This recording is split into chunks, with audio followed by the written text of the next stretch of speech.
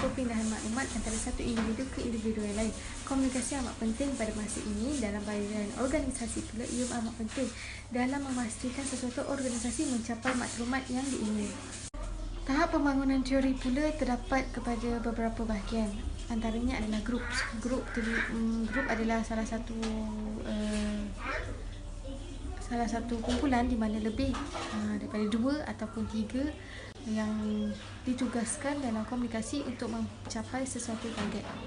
Antara 2 jenis komunikasi adalah formal dan tidak formal. Formal ni adalah rasmi dan tidak formal ni adalah tidak rasmi dan ia lebih santai. Tahap komunikasi ada 5. Forming, storming, norming, performing and adjourning. Forming merupakan salah satu langkah pertama di mana kita harus mengenali latar belakang individu ahli kumpulan tersebut. Ia merupakan adalah asas dalam pembentukan sesuatu komunikasi. Pembangunan mencirikan storming, lebih dikenali sebagai adalah salah satu geseran, ia di mana akan menunjukkan sesuatu individu yang jelas untuk memimpin ataupun mengawal sesuatu kumpulan. Kebiasaan ataupun nomi. Keadaan kebiasaan bercirikan perhubungan yang erat. Hubungan yang baik dan jelas berlaku dalam kumpulan masing-masing. Semangat setia kawan jelas terpancar. Struktur kumpulan kian mantap dan bergerak ke arah positif secara konsensus. Keadaan ini jelas menggambarkan perkongsian kes dan risiko dan bentuk kerjasama sinergistik dalam kumpulan berkenaan.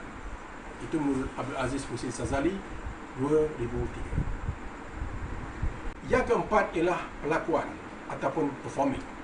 Setiap ahli dalam kumpulan berfungsi sepenuhnya selaras dengan jawatan dan kedudukan mereka dalam organisasi tersebut, memahami tugas serta melaksanakannya berdasarkan kriteria dan panduan yang telah ditetapkan.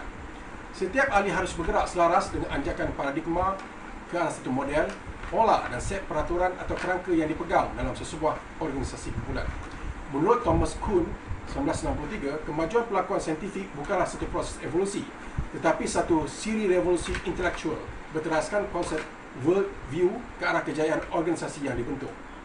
Keadaan ini disokong dengan pacuan teknologi maklumat dan kemajuan sains yang lainnya. Seterusnya ialah penangguhan atau disebut adjourning. Kumpulan atau jawatankuasa yang bersifat sementara dalam sesebuah organisasi. Aktiviti bersandarkan kepada keperluan serta desakan bersifat segera dan penting dalam proses pemindahan serta penyesuaian. Sebagai contoh, pemasatan penambahan dalam bidang atau peringkat lain yang mempengaruhi kumpulan organisasi seperti K-ekonomi, e-government, e-commerce dan sebagainya akan menuntut penilaian semua kepada bentuk dan cara bertindak sekaligus mempengaruhi cara berfikir. Ini akan menganjur kepada pemerhatian serta perubahan bersifat sementara bagi menyemak pencapaian dan hala tuju sesebuah organisasi. Idea ini turut diperkembangkan oleh seorang sarjana iaitu Fisher 1970 melalui model OCER T. Tuckman 1965 yang mana mengatakan model ini turut menjelaskan perkembangan kumpulan dan proses membuat keputusan selaras dengan perkembangan semasa. Proses-proses tersebut termasuklah orientation, conflict, emergence dan reinforcement. Norma, sikap dan etika adalah 4 elemen yang menjadi aras untuk mengawal pelakuan, cara berfikir perhubungan antara satu sama lain dan berinteraksi dengan persekitarannya. Keadaan ini menentukan iklim pekerjaan dan budaya untuk mencapai maklumat bersama. Nilai, norma, sikap, etika. Secara ringkas memberi maksud tanggapan dan penerimaan individu dari sudut pemikiran masing-masing. Setiap individu meletakkan satu nilai berdasarkan pengetahuan, pengalaman, kepercayaan atau bagaimana mereka mentafsir keadaan yang berlaku. Manusia akan membuat keputusan atau membuat pilihan dalam hidupnya dan setiap keputusan atau pilihan yang dibuat adalah berdasarkan sistem nilai yang berada dalam dirinya serta berperanan sebagai kayu ukur atau penentu dalam membuat suatu tindakan. Sekumpulan manusia yang membentuk organisasi akan berkongsi nilai berdasarkan prinsip pemufakatan. Norma, pula, norma bermaksud peraturan-peraturan hidup dan amalan yang diterima oleh masyarakat. Dalam konteks organisasi kumpulan, ia adalah cara bekerja yang diterima, umum dan diamalkan menjadi nilai budaya organisasi itu.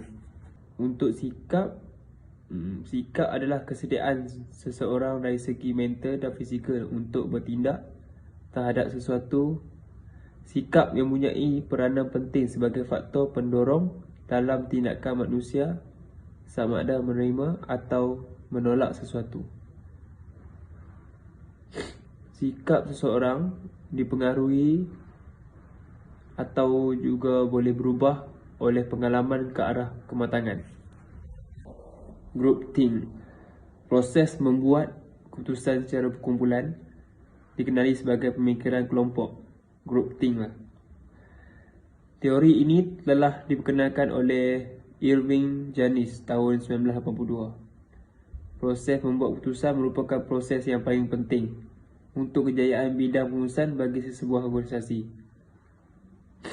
Menurut Siu Mei Kong tahun 1997, keputusan merujuk kepada pilihan yang dibuat melalui pelbagai alternatif yang sedia ada.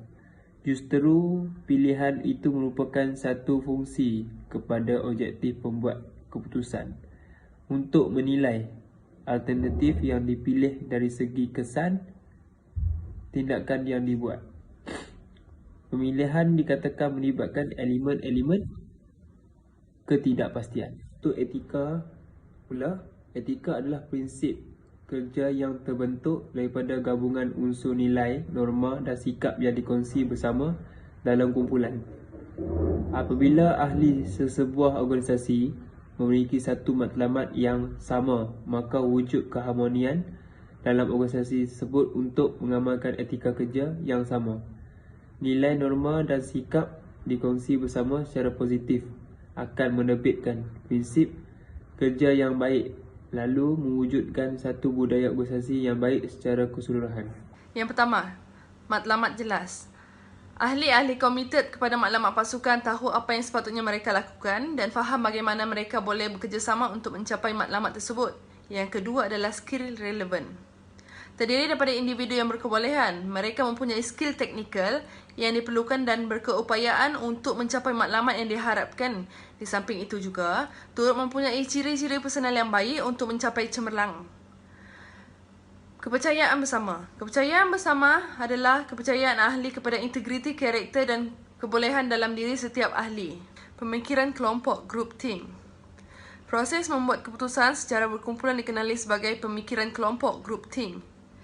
Teori ini diperkenalkan oleh Irving Janis pada tahun 1982. Proses membuat keputusan merupakan proses yang paling penting untuk kejayaan bidang pengurusan bagi sesebuah organisasi. Menurut Siu Mei Kong 1997, keputusan merujuk kepada pilihan yang dibuat melalui pelbagai alternatif yang sedia ada. Justru pilihan itu merupakan satu fungsi kepada objektif si pembuat keputusan untuk menilai alternatif yang dipilih dari segi kesan tindakan yang dibuat. Pemilihan dikatakan melibatkan elemen-elemen ketidakpastian. Kesatuan komitmen. Mempunyai rasa setia dan dedikasi kepada pasukan untuk memastikan kejayaan pasukan. Seterusnya, komunikasi yang baik. Menyampaikan mesej antara satu sama lain dengan jelas dan keadaan bersedia termasuklah tidak lisan, non-verbal dan secara lisan.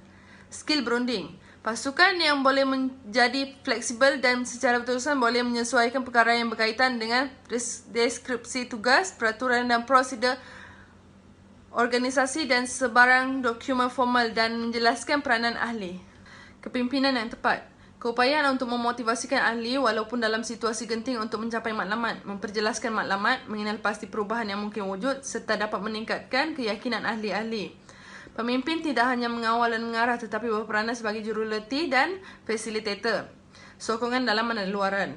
Wujudnya persekitaran yang menyokong iaitu sokongan dalaman sebagai contoh kemudahan prasarana latihan sistem pengukuran yang difahami oleh ahli untuk mengukur prestasi keseluruhan mereka. Sokongan luaran pula ialah berkaitan dengan sumber-sumber yang disediakan kepada pasukan bagi memastikan kerja dilaksanakan dengan baik dan tepat.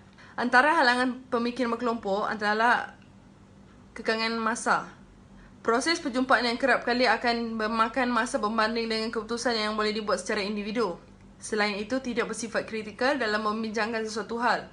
Sikap terburu-buru membuat keputusan akan memburukkan sesuatu kumpulan organisasi. Yang ketiga, tekanan untuk patuh. Fenomena ini menyebabkan ahli akan bertindak untuk menyokong keputusan kumpulan dan mengabaikan pandangan pakar yang bijaksana dalam membuat keputusan. Seterusnya, yang keempat, peranan individu yang bercanggah akan menyebabkan konflik dan persoalan tentang siapakah yang bertanggungjawab terhadap keputusan terakhir.